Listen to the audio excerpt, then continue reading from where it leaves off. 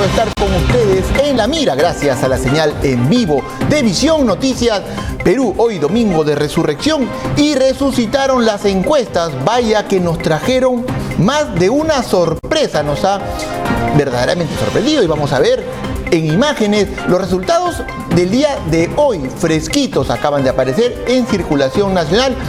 Dos diarios, el diario El Comercio y el diario La República, los presentamos juntos porque ambos mantienen información que tiene que ver con las elecciones y las encuestas, aunque cada uno de ellos trabaja con diferentes encuestadoras. En el caso del diario El Comercio, trabaja con la encuestadora Ipsos y nos muestra ese panel de resultados, esa recta final, apretadísima los dos, y esto también hay que decir, en eso coinciden.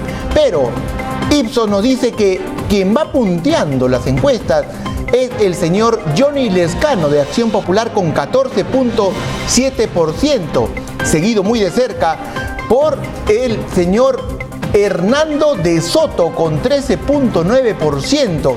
Ahí nomás Verónica Mendoza de Juntos por el Perú con 12.4%.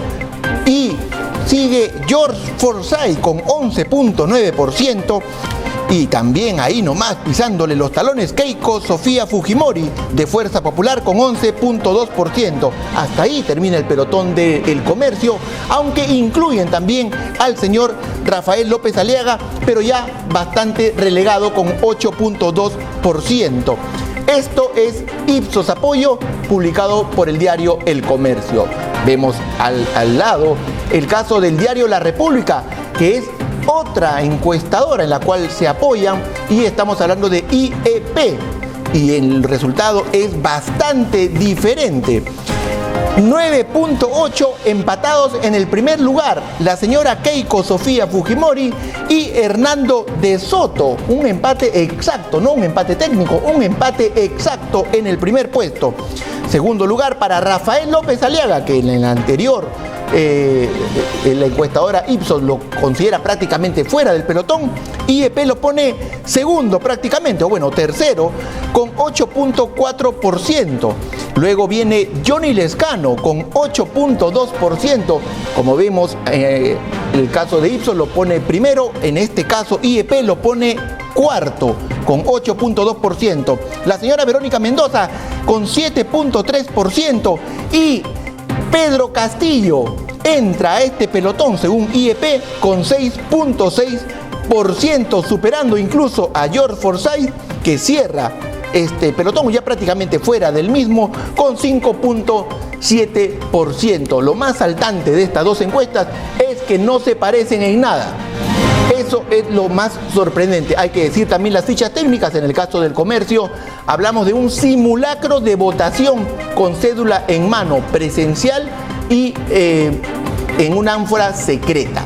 El caso de La República con IEP mantiene la metodología con llamadas telefónicas. Las diferencias, además, en ambos casos, también los márgenes de error difieren muchísimo. Pues bien, vamos a entrar de lleno al análisis de estos cuadros con nuestros primeros invitados. Hablamos del señor Aníbal Quiroga, abogado constitucionalista y además analista político, y Eloy Marchán, director del diario, del portal de investigación El Foco, y le damos la más cordial bienvenida a ambos. Muy buenos días, están ustedes en La Mira. Buenos días, Ramón, ¿cómo está? Muy bien, Aníbal. Buenos días, Ramón. ¿Qué tal? Buenos días. Eloy, buenos días a ambos. Bueno, en lo personal, con bastante sorpresa por lo que hemos venido indicando, los resultados no se parecen en nada. Tengo información también de que CPI, que sale hoy en la tarde-noche con Latina, también tiene resultados que son completamente distintos a los que hemos visto a ambas encuestadoras. CPI no se parece a ninguna de las dos. Entonces, en estos casos tenemos prácticamente tres encuestadoras que dicen cosas completamente diferentes. Aníbal, tu primera reflexión al respecto. Bueno, yo creo que, digamos, si asumimos la encuesta que ha publicado hoy día Comercio de Ipsos como la más seria y la más probable, diría que hay un quíntuple empate técnico, ¿no? Porque si la diferencia es más o menos 5%, más o menos 3%, según sea la metodología que se utilice, pues están muy cerca de los resultados, teniendo en cuenta que además hay un bolsón de indecisos y de gente que todavía no señala si va a votar o no va a votar. O sea, hay un bolsón de indecisos y un bolsón de votos que se anuncian blancos y viciados. Por lo tanto, yo diría que el resultado está para cualquiera y que el que, digamos, tenga menos errores esta semana pasará a la segunda vuelta, y el que meta la pata y hierre esta semana pues se quedará fuera, porque los resultados están ahí muy cerca. Yo creo que es digamos, significativo que Hernando de Soto haya pasado en la encuesta a Rafael López Aliaga, y que un probable duelo entre Hernando de Soto y Lezcano sea un tema, digamos, que estaría por definirse, ¿no? Creo que la candidatura de Lezcano se ha desinflado un poco, entre otras cosas por el boomerang que ha significado la propuesta desgraciada de pedir el Huáscar a Chile, que no ha hecho otra cosa más que recordar a su esposa chilena. Vamos a ver si el electorado se va a bancar el que haya una primera dama chilena o no, y eso de alguna manera explicaría el que haya bajado un poco y que no haya subido más. Pero en todo caso estaría por verse un duelo entre Lezcano de Soto, o Lezcano López Aliaga, o Lezcano Verónica Mendoza. Claro, en ese escenario, según la misma encuestadora Ipsos, Lezcano le ganaría a todos, excepto, también le ganaría, pero con un margen muy apretado, a el señor George Forsyth. Pero también hay que señalar que el caso de la señora Verónica Mendoza, peleando el segundo puesto con Hernando de Soto, la deja prácticamente, deja las puertas abiertas. Es cierto, es un quíntuple empate. Pero ahí, Ramón, permíteme hacer una digresión. Dime. Yo creo que ahora estamos en el escenario de la primera vuelta. Preguntar si ahora una segunda vuelta es todavía prematuro, porque es verdad. Frente a una segunda vuelta, la correlación de fuerzas se reordenan de manera harto diferente, ¿no? Claro. Al solo quedar dos candidatos, los que han quedado fuera se van a reacomodar. Entonces, en este momento es como si habláramos en frío. ¿Qué pasaría si fuera una segunda vuelta? Claro. Pero ya en el escenario de segunda vuelta, el reordenamiento de las fuerzas políticas es harto diferente. Sino es otra historia, cambia completamente, las estrategias cambian, y nadie, no necesariamente se podría asegurar que quien termina primero en la primera vuelta sea el ganador de la segunda. Incluso ya ha pasado lo contrario. Eloy, sorprende en esta encuesta de Ipsos que quede fuera del pelotón Rafael López Aliaga. ¿Cuál es tu percepción al respecto? Buenos días, Ramón. Buenos días, doctor Quiroga. Sí, yo coincido también con el doctor plenamente en que la segunda vuelta es otra historia, ¿no? Lo que podemos ahorita es conversar de los resultados o los posibles resultados de la primera vuelta. Y yo creo que si bien las encuestas tienen posiciones distintas, o sea, en el primer lugar hay otros personajes que no concuerdan, pero lo que sí podemos decir de las dos encuestas es que hay tendencias en que coinciden. Y una de las claras tendencias me parece que es el crecimiento de Hernando de Soto, ¿no? Si mañana serían las elecciones, Hernando de Soto estaría prácticamente ya en segunda vuelta. Otra coincidencia que hay en las dos encuestas de IEP y de Ipsos es la caída libre que está teniendo Johnny Lezcano y Rafael López Aliaga, cada uno en porcentajes distintos, pero los dos están cayendo, y hay que ver cuánto de eso afectará su pase a la segunda vuelta. Ahorita la segunda vuelta sería entre De Soto y Lezcano, pero Lezcano viene en caída de varios puntos. Es más, es la mayor caída de estas encuestas. Lo otro que me parece que es una coincidencia es que Keiko está creciendo, pero poquito. Claro.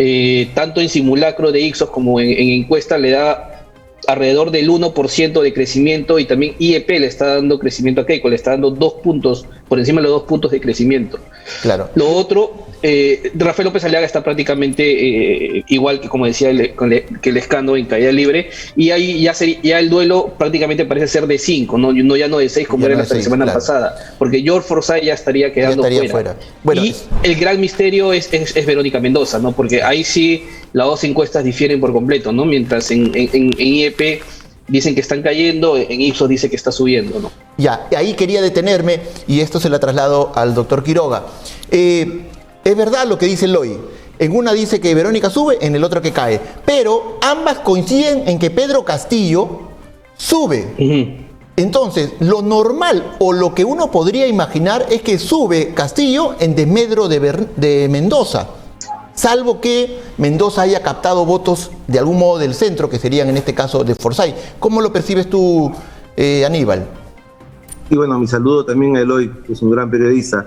Bueno, efectivamente, yo creo que, digamos, el primer lastre de la Mendoza ha sido Lescano. Lescano le ha comido votos al sector de la izquierda y, digamos, la votación marginal que podría tener Castillo también va a cuenta de la bolsa de Mendoza. Por eso es que, digamos, su candidatura estaría lastrada por esos dos extremos, ¿no? La caída de Lescano se explica pues por los errores que ha cometido en la última semana, tanto en el tema del Huáscar como su variopinta ofrecimiento económico. Hoy día aparece con que va a conversar con los sectores económicos y quiere presentarse como una persona de apertura económica, pero todos sabemos que es una persona extrema y que además no tiene una línea muy definida. Y como repito, el tema del Huáscar lo ha desnudado en la, digamos, inconsistencia de un tema tan sensible, no solo para la historia, sino también para la política internacional. En el caso de Rafael López de Aliaga también se ha despintado por los propios errores que ha cometido, tanto anunciando que no iba a ir al debate, luego yendo al debate y no haciendo una buena performance en el debate, ¿no? Lo de Forsyth también se ha demostrado que es una candidatura inconsistente, que es digamos, una cara bonita, una figura joven, pero sin una consistencia. El electorado, a pesar de que mucha gente lo denuestra y cree que se equivoca, tiene mucha inteligencia. Entonces, vamos a ver si la votación progresista, la votación que es de izquierda en el sur y en el centro del país, va a terminar favoreciendo a Lescano o va a terminar favoreciendo a una posición como la de Hernando de Soto. Ese es el tema que tendría que definirse. O si va a terminar inflando la votación de Verónica Mendoza o la de Keiko. La de Keiko no me parece que vaya a subir más, porque si bien es cierto puede tener algún tipo de aceptación, el antivoto que mantiene es muy fuerte, ¿no? Tiene una fuerza anticiclónica tan elevada que es muy difícil que siquiera pase a la segunda vuelta. Ok, entonces tú le das ese techo. Piensas que ya la señora Keiko Sofía Fujimori ha tocado un techo y que de pronto va a servir para que Hernando pueda ocupar esa posición. La pregunta en este caso sería, Eloy, ¿qué hizo de Soto para haber presentado este crecimiento y haber captado de todo algún porcentaje el voto de los indecisos? Sí, o sea, lo de Soto es básicamente un voto de los indecisos, ¿no? Que se ha ido con él. Lo de Soto es la figura del mal menor. Si vemos analicemos solamente hojas de vida de todos los candidatos, quien tiene mejor hoja de vida es Hernando de Soto, ¿no? Entonces eso es lo que ha terminado siendo un arrastre para conseguir votos dentro de los votos indecisos, ¿no? Como yo venía diciendo, lo que vemos ahorita en la foto es un país fraccionado. Un porcentaje que siempre tiende al populismo, que es el voto de Johnny Lescano. Está el núcleo duro de Keiko Fujimori, que vemos que está creciendo, pero como dice el doctor Quiroga, no sabemos, se ve difícil que pase la segunda vuelta, porque su crecimiento depende mucho de la caída de López Aliaga, que tiene un voto duro, y de Hernando de Soto.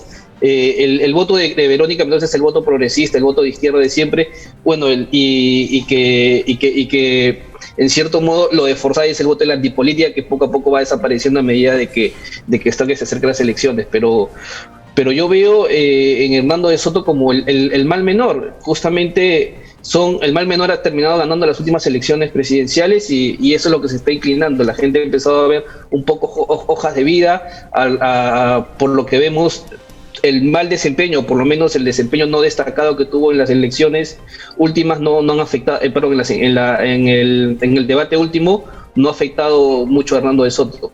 Claro. Por eso su crecimiento... Aníbal. Sí, perdón, Eloy. La gente quiere identificarse con alguien que le represente, ¿no? O sea, Lescano es el político tradicional con más de 15 años en el Congreso, que ha de alguna manera colonizado Acción Popular y que lo que hace es repetir frases más o menos preconcebidas, inclusive en algún momento las va cambiando. En cambio, de Soto representa, digamos, la figura de una persona a la que todo el mundo aspiraría a ser, o sea, el intelectual, el que tiene títulos, el que tiene estudios, quizás un poco pomposo para hablar, pero la gente quiere identificarse con una persona a la cual quiera emular. Claro, las críticas, incluso en el caso de Hernando de Soto, por su participación en el debate, era justamente lo que acaba de mencionar Aníbal. Era muy pomposo, que prácticamente se atribuía cosas. Esa era la mayor crítica que recibía Hernando de Soto. Y por ahí un tema de su edad. Pero básicamente era eso. Mientras que en otros candidatos ha habido ya críticas a las formas de expresarse, a lo contenido de propuestas que no, inverosímiles, etcétera. Entonces, ahí también vemos la evaluación, como bien dice Eloy, del mal menor. Quería hablar ahora el tema congresal. Vemos que 12 partidos, según la encuesta de Ipsos, pasarían la valla. 12 partidos en el próximo Congreso. Y esto nos habla de un Congreso realmente atomizado.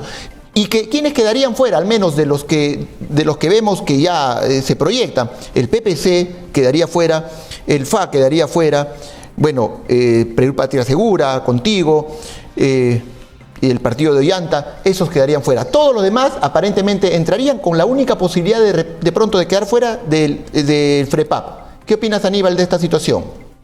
Bueno, es que tenemos dos alternativas, Ramón. O tenemos un Congreso fraccionado o tenemos un Congreso hegemónico. Y hemos visto en el pasado reciente que el Congreso hegemónico no funciona, sobre todo cuando no hay detrás de él un partido organizado pues, con cierto nivel de sensatez en donde los congresistas tengan cierto nivel. Y entonces vamos a ir a lo inevitable, que es un Congreso atomizado, y ahí se impone algo que hasta ahora no hemos podido hacer en la política nacional, que es un gran acuerdo nacional, un gran consenso nacional. Por ejemplo, a mí siempre se me consulta acerca de la reforma de la Constitución o si hacer una nueva Constitución. Y yo respondo que dentro del esquema actual de la Constitución eso no es posible hacerlo. No se puede llamar una asamblea constituyente, no se puede reformar íntegramente la Constitución porque no se lo permite. Sin embargo, si hubiese un gran acuerdo nacional, un gran acuerdo de punto fijo, un gran pacto de la Moncloa al estilo peruano, en donde todos los partidos políticos, sin excepción, se pusieran de acuerdo, sí podríamos ir, por ejemplo, a una nueva refundación nacional. Entonces, no me asusta el que haya un Congreso atomizado, me preocupa más un Congreso hegemónico, pero hay que hacer algo que hasta ahora no se ha hecho, y es que tenemos que aprender a consensuar y a buscar un acuerdo nacional de cosas básicas con las cuales salir adelante como país, como democracia, como economía. Para que eso ocurra, para que haya ese nivel de consenso, se requiere un liderazgo fuerte. Eso sin duda parte de ahí, ¿verdad? Eloy, ¿crees tú que, por ejemplo, de los que están peleando los primeros lugares, de lo que has dicho, los 5, que se pelean el pase a la segunda vuelta, podría existir ese liderazgo para lograr lo que menciona el doctor Quiroga?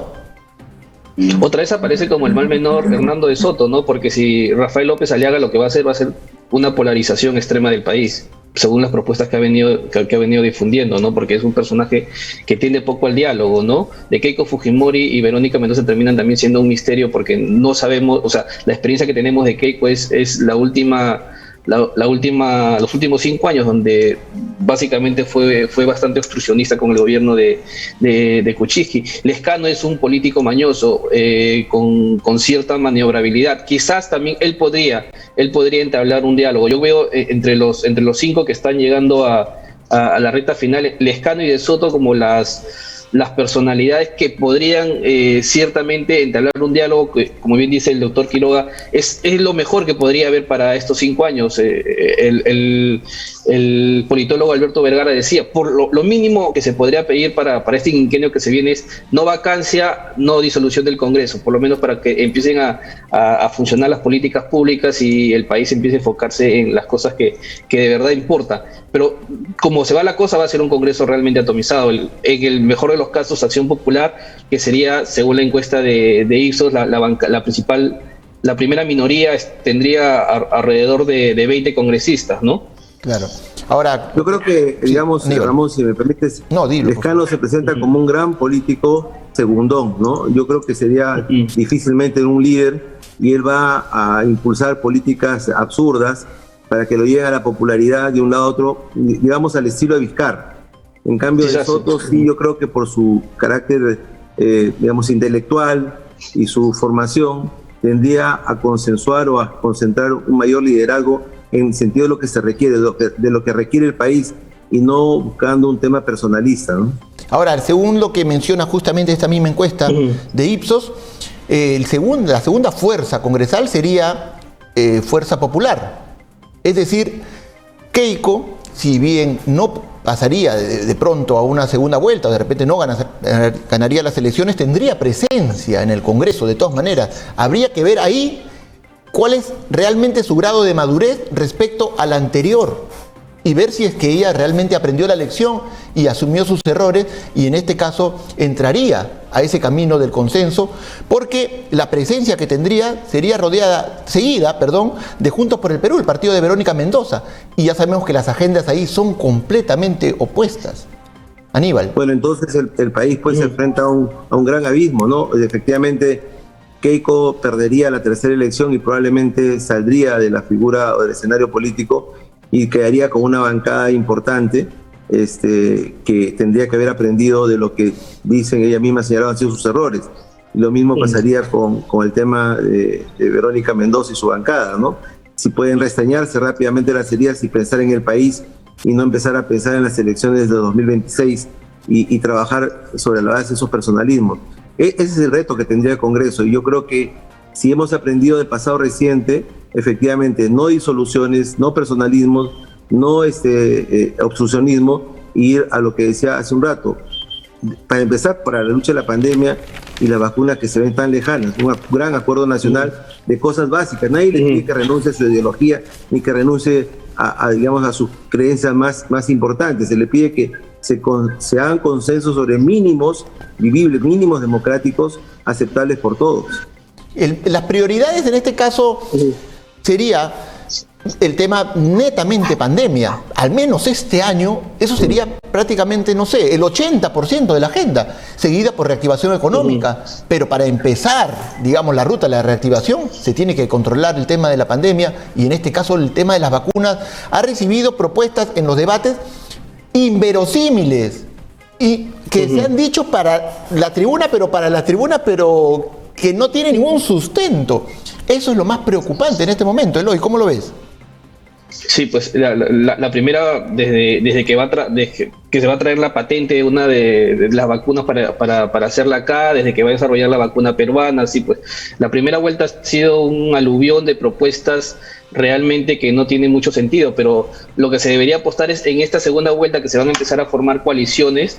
En base a los dos candidatos que pasen a la segunda vuelta, debería de ser un debate más programático, un debate más de ideas, un debate más de propuestas para tratar de... Y al menos esas dos coaliciones que se armen sirvan para que ojalá se mantengan en un Congreso atomizado y no empiecen a aparecer intereses particulares como hemos visto que está apareciendo en el actual Congreso, ¿no?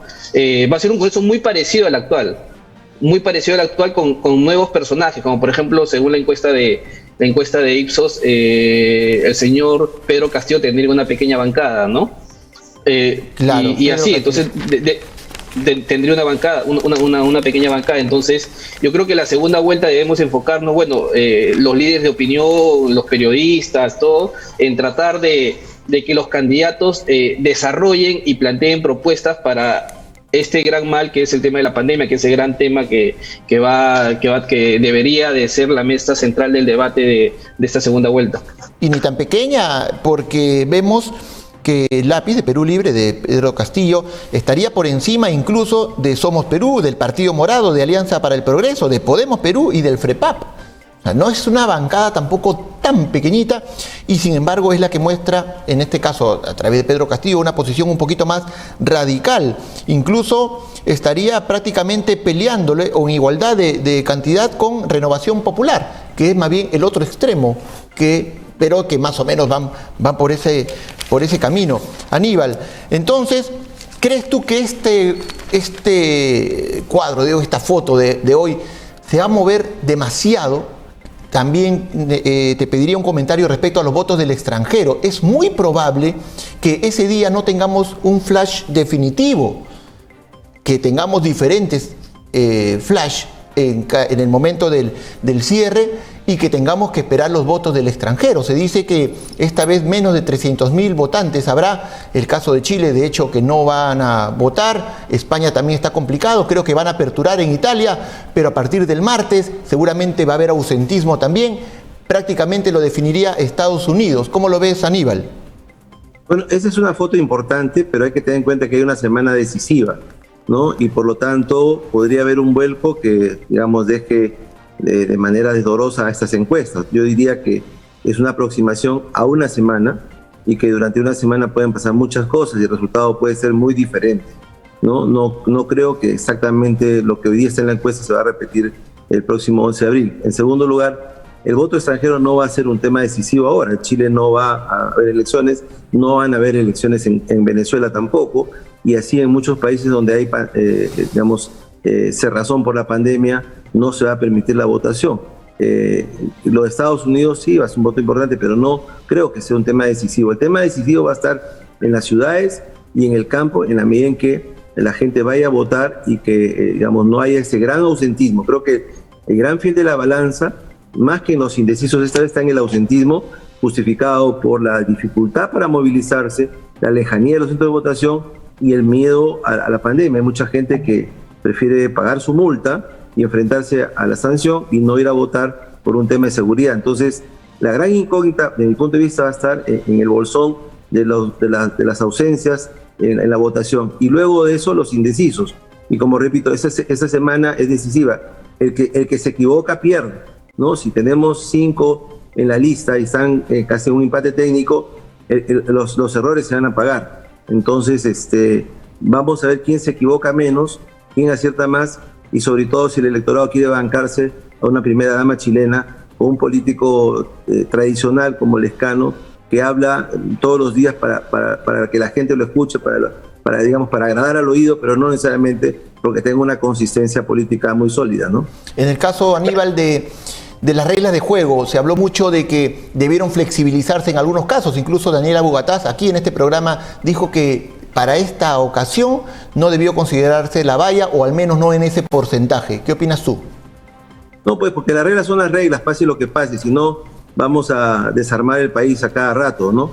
Yo creo que es importante que existan la valla, que existan las reglas, porque si no siempre van a haber justificaciones para incumplir y no vamos a formalizar jamás.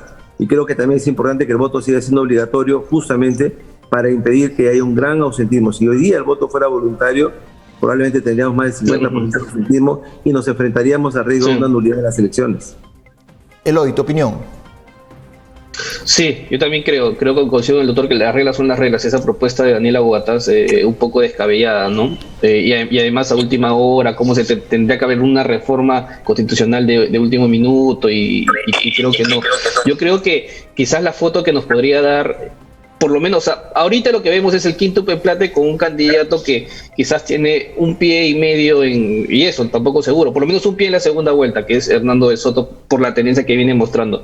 Alrededor del miércoles o del día viernes, normalmente, como suele pasar en el Perú, se filtra encuestas privadas, ¿no? Que las mismas Ipsos, CPI e IEP la suelen divulgar. Yo creo que quizás por ahí nos podría decir cómo se va cerrando, porque al final esta tendencia, ya hasta la semana pasada eran 6 candidatos que estaban en la recta final, ahora son 5 quizás para la encuesta del día jueves o del día viernes, que se divulgue de manera subterránea, ya el debate queda en 4, ¿no? En 4 o en 3, y más o menos por ahí podemos ver. Pero yo coincido contigo, Ramón, en el aspecto cuando dice de que va a ser una segunda vuelta que no se van a saber quizás los finalistas de hasta 1 o 2 semanas, porque muchos de los votos se van a debatir o se van a pelear en mesa y van a terminar yendo al Jurado Nacional de Elecciones para su debate y al definir de quién o no es ese puntaje, esa mesa, ¿no?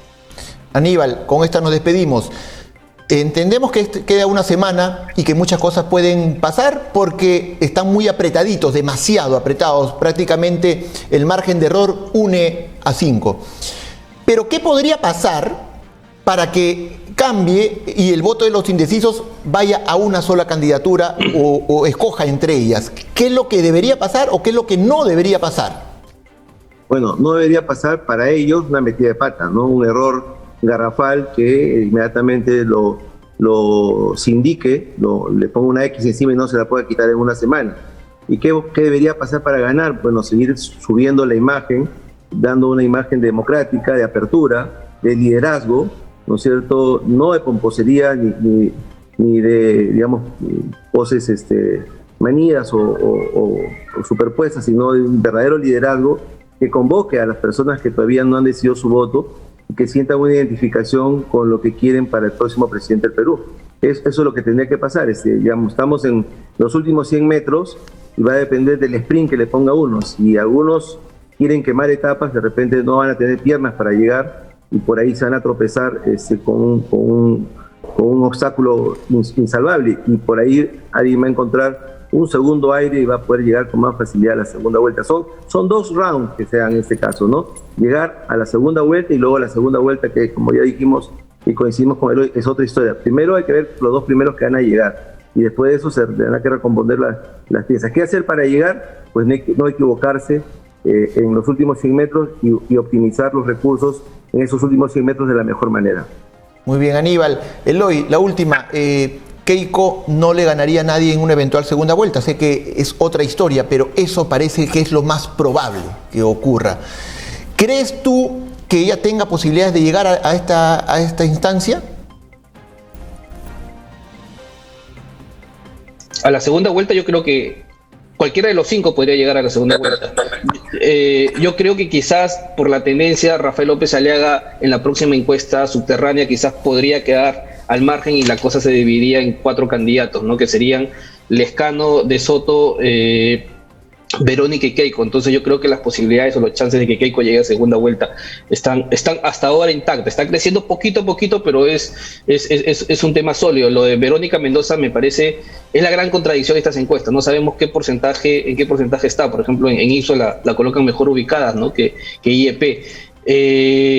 La segunda vuelta definitivamente se va a reacomodar la cosa, porque por ejemplo pongamos un escenario en el cual pase Hernando de Soto con Keiko Fujimori, que tienen un planteamiento económico, se podría decir, de manera similar. Entonces el voto de la izquierda va a terminar, el bolsón Verónica, Pedro Castillo, ¿a quién se acomodará? No sabemos, ¿no?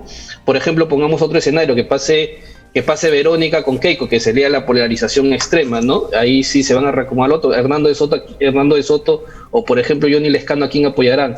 Entonces, la segunda vuelta va a ser totalmente otra historia, otro cantar. Van a haber reacomodos, va a depender mucho de las 2 propuestas que pasen, que puede ser en estos momentos 2 con tendencia de derecha o puede ser 2 con tendencia de izquierda, y ahí nada está dicho, ¿no? Y va a depender básicamente de las alianzas que se empiecen a cocinar ya para la segunda vuelta. Muy bien, Eloy, muchas gracias por estar en este programa. Igualmente, Aníbal Quiroga, te agradecemos haber aceptado nuestra invitación y esperemos pues que esta semana abran las luces para ver un final, si no de fotografía, que al menos nos conduzca hacia un buen camino. Muchas gracias a los 2 por haber estado en La Mira.